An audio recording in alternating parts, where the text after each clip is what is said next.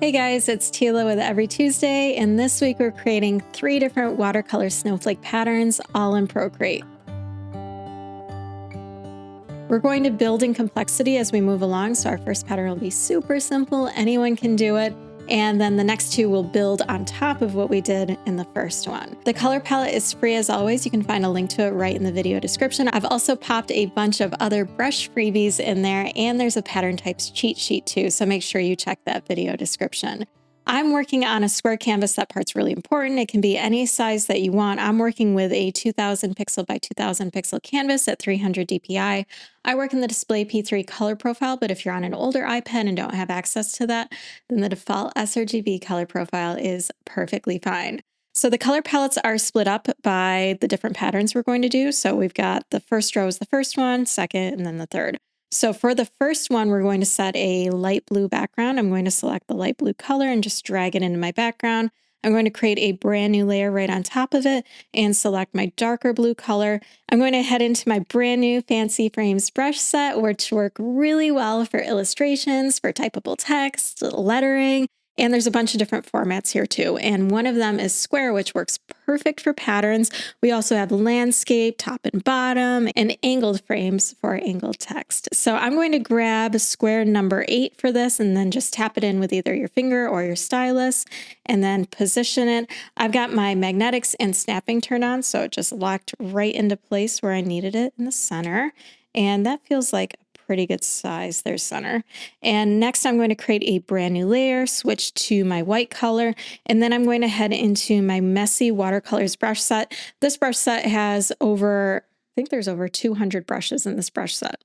This brush set has a ton of brushes in it, so I've split it up into different categories, so it's really easy to find the different types of brushes that you'd like. For all of the painting watercolor brushes, those are found in the messy extras category. And my favorite watercolor brush I've ever made is the Tuesday water brush, so that's the one I'll be using for this. And we're going to draw a snowflake right in the middle. To do this, we're going to utilize the symmetry settings in Procreate. So I'm going to hit the wrench, go to Canvas, toggle on Drawing Guide, and then hit Edit Drawing Guide.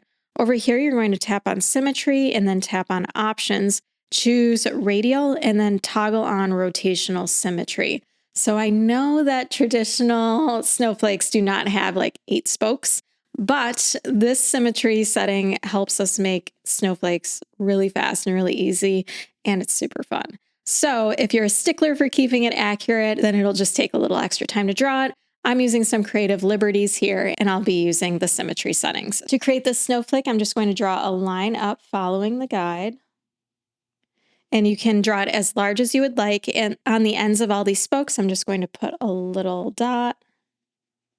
Next, I'm going to do like I'm drawing an uppercase A without the crossbar, and I'm going to connect these. And then in the middle, I'm going to make kind of a large circle. And I can make the texture more dense if I want it to be brighter just by painting over it again. So this is kind of like a wet on dry technique with watercolor. And then we need to fill in these gaps right here. So I'm going to put a diamond shape right here. I'll make this one a little denser as well. And then I'm just going to put a V right up at the top. There we go. We can turn off our guides just by toggling them off. And now, believe it or not, we have our first pattern and we can test it. And this pattern, because it's just a 1 block pattern where we're not trying to fill in all the negative space around the edges, we can use this as a full drop, a half drop, and a half brick pattern. So I want to show you what that looks like next. But first, we need to get all of this artwork and we need it flattened on its own layer. We don't want to flatten the layers that we have right now, though, because if we ever want to change anything, we want to have access to those layers. So a really easy way that you can do that in Procreate is just a 3-finger swipe and then choose Copy All. And then I always make sure in my layers palette that I'm on the top layer, because then I 3-finger swipe again and choose Paste. And you can see now we have a layer that's got all the artwork that was visible on the screen on its own layer. And this makes it really easy to test in our free pattern preview tool, which is called Pattern Playground. You can find it at patternplayground.com. All you need to do is swipe up from the bottom, grab Safari. I like using Safari best, and then drag it over to the left. Go to patternplayground.com, and then this will load up. And all you need to do is drag this layer and drop it into the pattern playground. So I'm just going to tap, drag, and drop. And then it will default as a half drop. So you can preview any of these types of patterns. And once again, I have a free patterns cheat sheet right in the video description. It's super helpful no matter what type of pattern you're making. You can preview what the pattern types are ahead of time. It's a really useful cheat sheet whenever you're creating any kind of new pattern. So this is the half drop, full drop, and then we've got a half brick. And I can change up the scale by just grabbing the size slider and changing it so we can see what that looks like. And then if we want to change the color of it, we can just tap on the blend mode, choose any color that you would like. Let me choose like a pink. And then you can tap on the different blend modes and preview your pattern in different colorways. So that's pretty fun. And if you don't find something that you like, you can always go back to the original by just hitting the reset at the bottom. You'll be able to save this pattern so you can use it for preview images, for mock-ups, to have on hand if you ever need it in the future. So in order to do that, all you want to do is hit save image and then hit download. And I like using Safari Best for this just because I've got quick access to my downloads right here where the circle and the arrow is. If I tap on that and then tap on the pattern, it'll load up in its own window. Tap on it again and you can get your export option. So I'm just going to tap on this little export icon and then I can save the image and that'll save it directly to my camera roll. So then I can use it for those mock-ups or those preview images, whatever I need it for. So now I've got that pattern saved and I can save the different types too if I would like. You can save it with any color adjustments that you've also done to it. And if you want to go back to Procreate, which I do now so we can create our next pattern, in order to close this, you just want to hit the 3 dots up at the top and then choose close. And now we're ready to go with our next pattern. I'm going to group all of my layers together and then label this group pattern 1. All right, we are ready to move on to pattern number 2. And as I mentioned before, we're going to build in complexity as we move along. So we're going to take things that we just did with this pattern, add them to the next pattern, and then add a little bit of extra complexity to it. So I'm going to turn off the visibility of pattern number 1, create a brand new layer. And now we are on to the second row for our second pattern. This pattern is going to have a white background, so I'm going to grab the white color and then drag it to my background, create a brand new layer right on top of it. And this time we're going to be utilizing pattern templates. And pattern templates can be super useful if you're feeling kind of stuck or you're not sure what type of pattern you want to make. These templates show you exactly where to put your artwork and where not to put your artwork, so you get a nice, beautiful, seamless pattern every single time. So it's just a brush set, makes it super, super easy. I'm going to head into that brush set now. And I'm going to grab abstract number 1. If you'd like to test this out and see how they work, then I've included abstract number 2 as a free download right in the video description. So you can pick it up there and try it out and have some fun creating your own pattern with it. So for this pattern, I'm going to be using abstract number 1. And once again, you can just tap it in with your finger or your stylus, but this time you want to select it. Remember, it's on its own layer right here. So I'm selecting it and then down here, choose fit to canvas and it will fill up your entire canvas. This is part of the importance of having a square canvas. Whenever you're creating patterns, you always want it to be a square. So now we know anywhere there's gray or black, you do not want to put any artwork. The open space is where you want to keep your artwork, and we've got unique shapes for all of them, so you can always create interesting new patterns. I'm going to put my snowflake right in the middle, so I'm going to create a brand new layer. I'm going to switch to this medium blue color in the second row, and then head back into the messy watercolor brush set and grab my Tuesday water brush. We need to turn on those symmetry settings again because I want that rotational symmetry to draw a snowflake super quickly. So I'm going to tap on this layer's thumbnail and choose Drawing Assist, and this will take on whatever previous symmetry settings that you had applied. It will apply it automatically, so you don't have to go into those symmetry settings every time. I'm going to turn my guides on though, because I like having the lines when I'm drawing the snowflakes. So I'll hit the wrench and then just toggle on Drawing Guide. And I'm good to go. All right, so I'm going to do the same thing I did before. I'm just going to draw over the lines that are already here, but I need to make sure that I don't extend beyond this negative space. At the ends of each of these spokes, I'm going to put a diamond this time. Then I'm going to do that capital A without the crossbar a little higher up here. And then I like doing a more decorative interior on this one because it's such a large snowflake. So I'm just going to do like a little line and a curl here, but you know, this is your snowflake. You can change it up and do whatever you want right here. I'm also going to put a dot right here where they meet just to make that a little cleaner. Then I'll put a circle in the middle again, but I'm going to make this a little smaller than the last snowflake. Just making sure it looks like a circle, and I'm going to make it denser again. All right, we've got our snowflake. If I turn off the drawing guide and I turn off the pattern template, we can kind of see how that looks. But with the pattern template turned on, we can see that we're still not completely filling in all the gaps here. And I definitely want to do that to make this more interesting. So I'm going to create a brand new layer right above it. And this brush is also pressure sensitive. So if I just tap in with a little bit of pressure, I get a little dot, a lot of pressure, I get a large dot. So I'm going to come around here and do like little dots of snow all around it, but I'm going to be utilizing that pressure sensitivity because then I get a more beautiful texture out of my watercolor brush, which in my mind simulates snow really well. So I'm just going to come into the negative space and pop in some snow. All right, I've got my snow dots in here, so I'm going to turn off my pattern template, and that's looking really pretty. And we could just be done right here and just drop it into our pattern preview, and I can show you what that looks like. So we'll do the 3-finger swipe again. So copy all. I always make sure I'm at the top layer, and then 3-finger swipe, paste, and now we have that layer that's got all the artwork on it. I can come back into the pattern playground and just drop this in. And we've got a lot of flexibility here because we haven't done anything more. We've just drawn within the canvas. So I can do my full drop, I can do my half drop or half brick, and it's pretty, but there is a lot of white space here. This could work really well as a filler pattern, but I want it to be more of a hero pattern. So I want it to be a little more dense and more exciting. So I want to fill in some of these gaps, and I want to show you how you can do that really easily.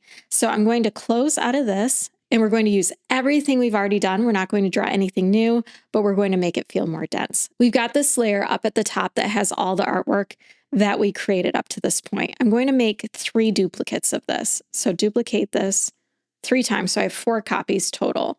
I'm going to turn off the visibility of all of the layers except for the very top one.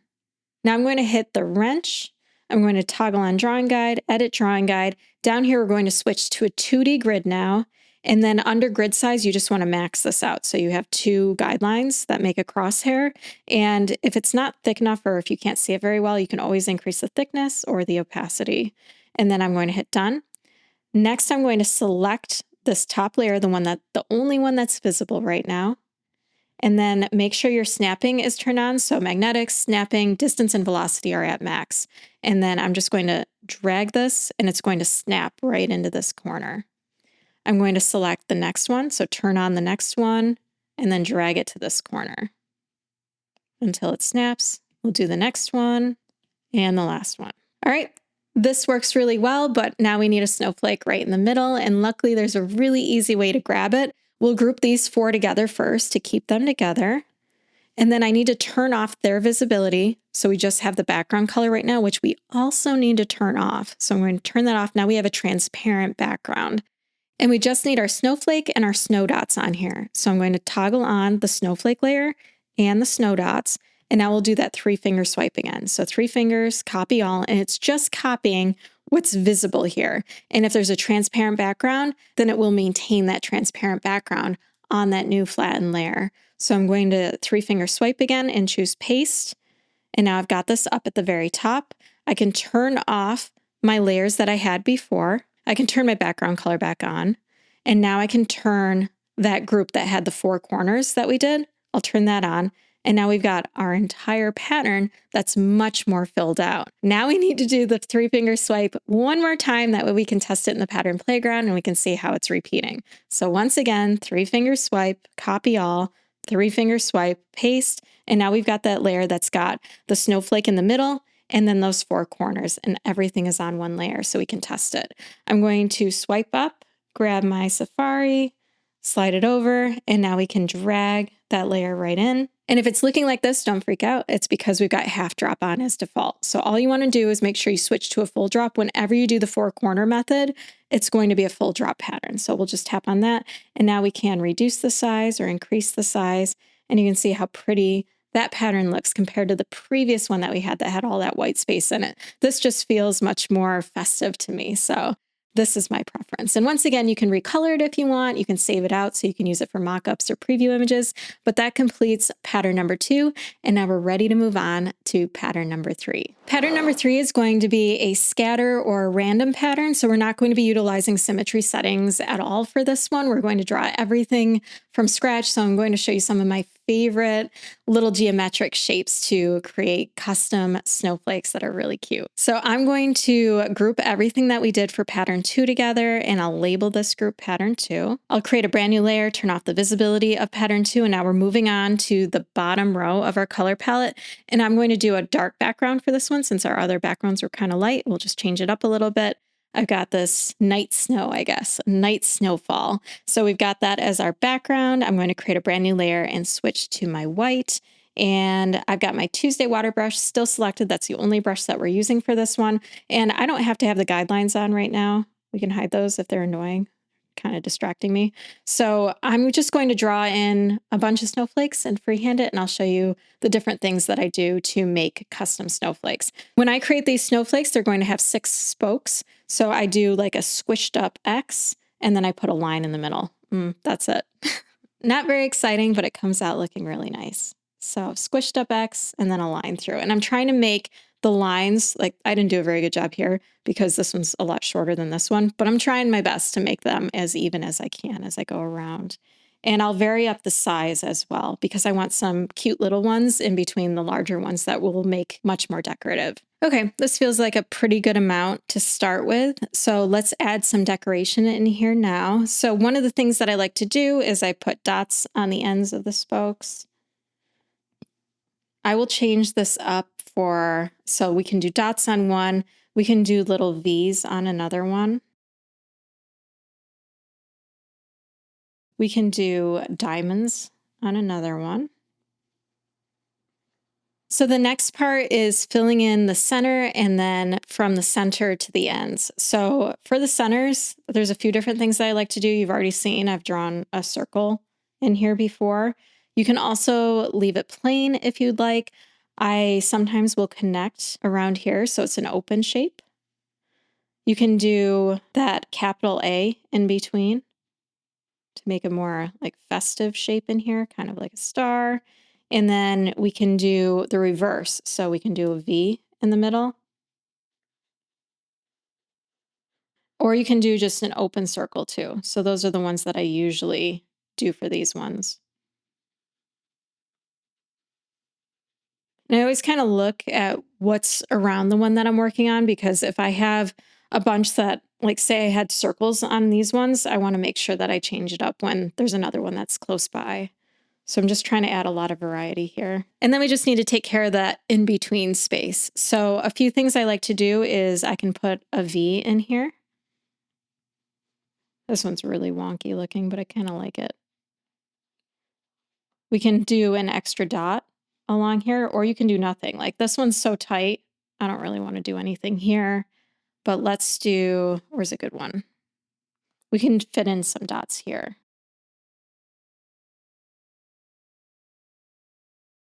You can also add in a diamond. This one's got space for a diamond on it.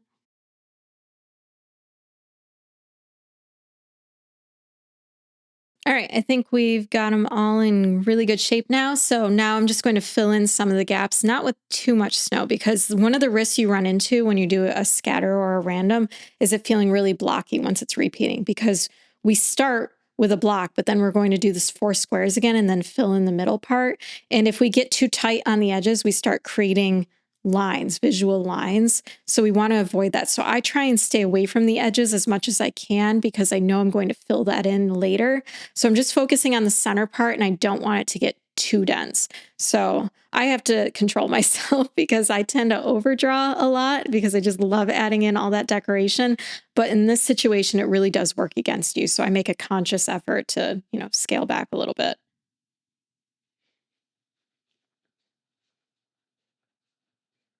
I think this is enough. So this is what I'm going to work with here. And now we're going to repeat the same steps that we did before. So we're building on to what we've already done, but this time it's a scatter and a random. So you have a lot more control over how it's going to turn out because you're not relying on symmetry as much.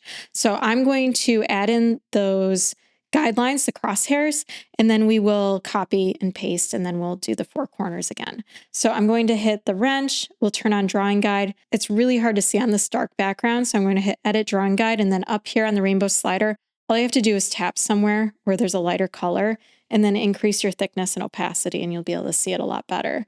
I'm going to hit done.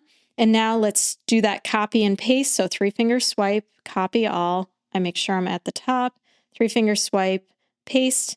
And now we've got everything on one layer. I'm going to turn off my previous 2 layers. So the snowflake layer and the background color. I'm going to make 3 more copies of this top flattened layer. So duplicate, duplicate, duplicate. You've got 4 copies now. Turn off everything except for the top one. And now we're going to snap them into the corners like we did before. So select, drag, wait till it snaps, and then move on to the next one.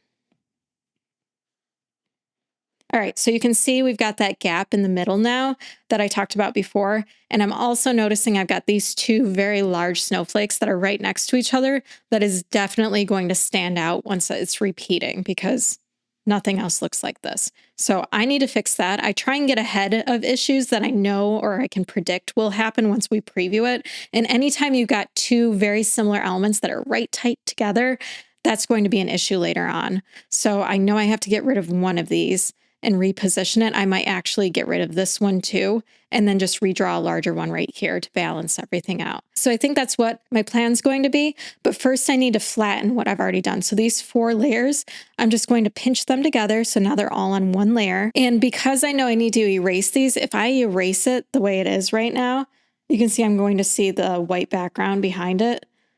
And that doesn't look so good. So what I do is I just put my background color, this dark blue, I just put a layer of that right underneath it. So I'm going to create a brand new layer right beneath it. I'll fill it in with that dark blue. And now whenever I erase, it looks like I erased the whole thing. I'm going to come back to the snowflake flatten layer up here, and I can correct whatever I've got left. I'm using my eraser here. I'm also going to erase this one. I think I'm actually going to take this one. If I grab my selection tool with my free hand, I can select it. You don't want to rescale it and you don't want to rotate it because then it's going to affect the clarity of your edges. So I'm just going to select it and move it. I'll move it over here. Actually, I need to turn off snapping and magnetics. Otherwise, it's going to snap around and you won't be able to put it where you want it. Just remember, you can't rotate this because then it'll just destroy your edge quality. And now I can begin drawing and just making this part feel more balanced because I know my edges are good now because the edges came from the center of the previous drawing. All right, let's see what this looks like. I'm a little concerned about this gap. I just want to see if it's obvious to me once it's repeating. I think it might be, but I'm hoping it won't be because I've got a lot over here and up here. And this is my only like big white space. So I'm thinking like maybe I should just get ahead of it and put one in. Maybe that's what we'll do. We'll just add one in here.